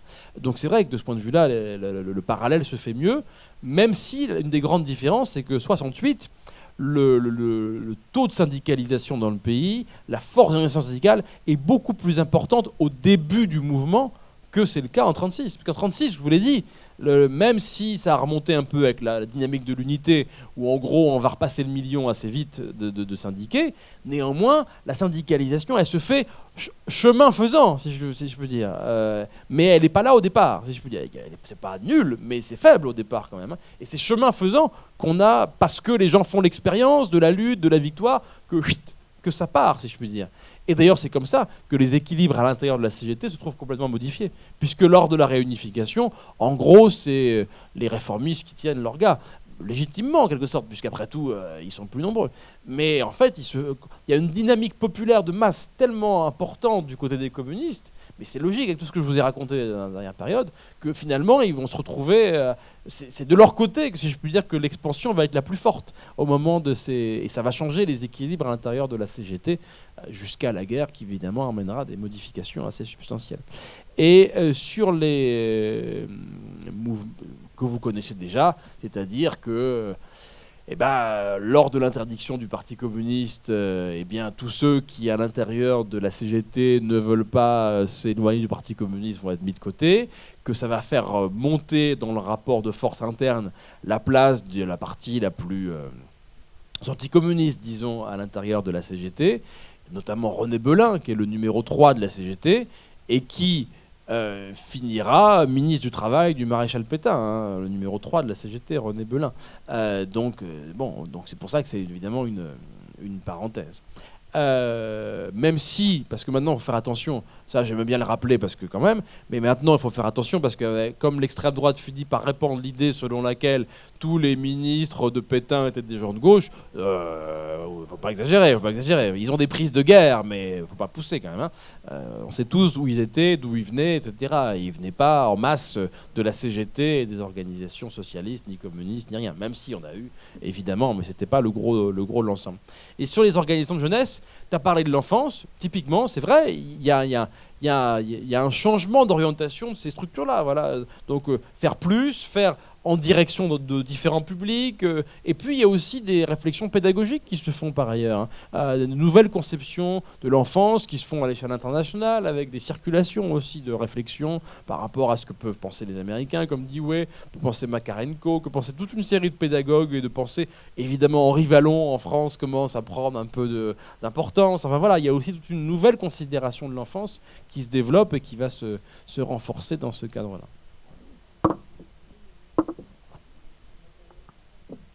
Pas d'autres questions? Jackie?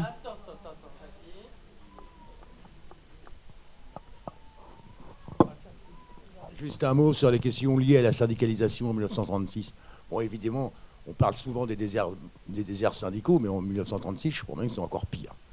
Il y a peu de syndiqués, notamment dans la plupart des entreprises. Alors, il y a quelques professions où le taux de syndicalisation est assez élevé, et puis d'autres où c'est très faible. Alors on a des grandes usines, notamment dans les métallurgies, où il y a très peu de syndiqués, mais la caractéristique, c'est que ces syndiqués-là, parce que pour se syndiquer, c'est un peu, il y a la répression, il y a se syndiquer, c'est encore vrai aujourd'hui, mais je crois que c'est encore pire, c'est très difficile. Donc les syndicats sont constitués par des militants les plus aguerris, les plus politiques, c'est notamment vrai avec la CGTU, le plus souvent des militants communistes, qui sont qui depuis des années et des années, effectivement, sont des syndicalismes qui vont semer en prenant des risques, mais qui vont former aussi parmi eux des ouvriers à une conscience politique. Et je crois que dans le déclenchement de la grève, c'est important parce qu'on note quand même que ce n'est pas dans les usines où il y a le plus de syndiqués que la grève va se déclencher aussi facilement que dans ces entreprises où il y a un faible taux de syndicalisation et où, au contraire, il y a depuis des années un travail politique qui est fait par des militants syndicaux. Et je crois que c'est aussi, c'est pas des questions du passé, ça, c'est vraiment des questions d'actualité. Et je veux dire, alors, bon, il faut souligner quand même, je pense, que 1936, bon, alors ça, c'est peut-être une sensibilité plus syndicale, plus ouvrière, mais je crois que le mythe, ce que 1936 a laissé dans les consciences, en fait, 1936, on ne peut pas parler de 1936 sans les grèves de 1936, parce que c'est un programme minimaliste. Mais c'est un programme minimaliste, mais c'est la grève qui va tout changer. Sinon, 1936, je ne sais pas ce que ça aurait donné, mais ça aurait été un gouvernement de gauche qui allait à l'échec. C'était une coalition antifasciste, programme minimaliste. À partir du moment où on veut la majorité et qu'on intègre les radicaux, ça ne peut être qu'un programme minimaliste. Et donc, c'est la grève qui change tout. Et c'est la grève qui change tout. Et c'est pas gagné. Parce que tu parlais de Breguet, mais en fait c'est faire une occupation d'usine en 1936, c'est inimaginable. Inimaginable. C'est une remise en cause de la propriété privée. C'est quelque chose qui apparaît comme quelque chose d'impossible. Il n'y a jamais eu une telle... ça s'est jamais produit. Sauf 2 fois. En Europe. À Sofia, je crois en Bulgarie et en Pologne. Ça s'est très très mal terminé. Et pour occuper une usine, il faut un certain nombre de conditions qui soient réunies en même temps. Alors dans le cas de Breguet, c'est simple. C'est la condition d'abord géographique, la position géographique de l'usine, puisque l'usine, Breguet était installé là où est installée l'usine d'Hersel au Havre. On l'aperçoit d'ailleurs lorsqu'on prend l'autoroute à l'entrée du Havre. Et c'est une usine qui est... En fait, c'est... Le seul accès à l'usine, c'est un pont. Pont numéro 5. Et ce pont, c'est un pont levant. Et si ce pont, on prend le pont, l'usine, elle est placée sur une île, en fait. Elle est entourée d'eau, avec les canaux qu'il y a dans le port. Et donc, pour les forces de police, intervenir dans un tel lieu géographique, c'est un peu compliqué, surtout si c'est les dockers qui tiennent le pont.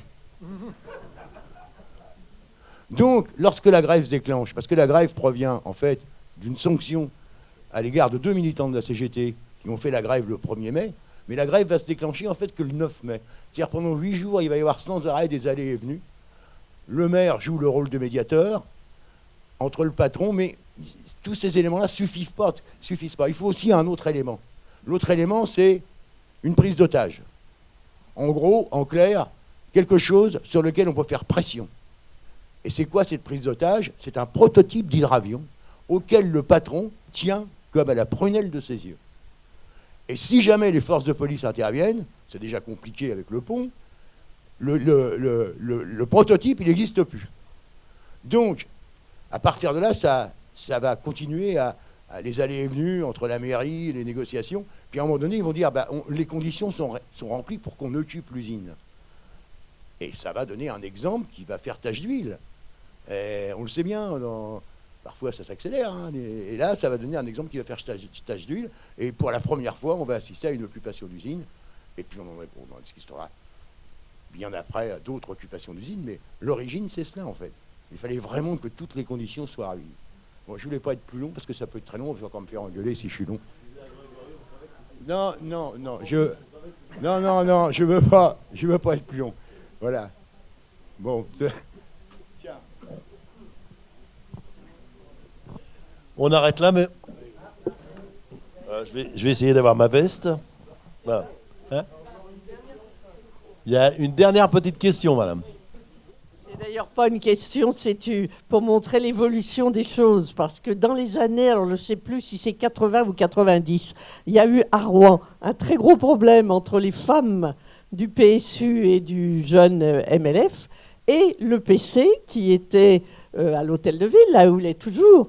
et où des copines du PSU montant demandaient au PC de modifier un peu en faveur des femmes, je ne sais plus quelle revendication ou dans quel journal, se sont fait bousculer. Il y a une femme du PSU qui a eu l'épaule cassée. Ça a fait toute une histoire. Ça s'est terminé en procès que le PC d'ailleurs a perdu. Et c'est pour dire l'évolution quand même, parce qu'aujourd'hui, on n'imaginerait pas du tout, c'est dans la suite de ce que vous avez dit, on n'imaginerait pas du tout une situation comme ça. C'est peut-être le moment de continuer le débat avec un verre à la main. Merci. Bonne soirée, bon retour. Impeccable. Bon, bien.